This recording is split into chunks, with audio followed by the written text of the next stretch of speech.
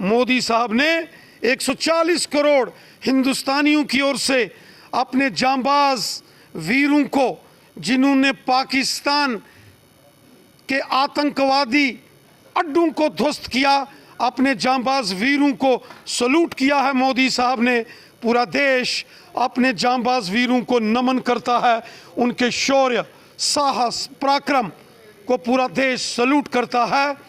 हम हृदय से मोदी साहब का धन्यवाद करते हैं कि मोदी साहब के नेतृत्व में भारतीय सेनाओं ने पाकिस्तान को उसकी औकात दिखाई है। मोदी साहब के नेतृत्व में भारतीय सेना, भारतीय वायुसेना और हमारी नौसेना ने पाकिस्तान को उसकी गुस्ताखियों की सज़ा पाकिस्तान के अंदर घुसकर दी है।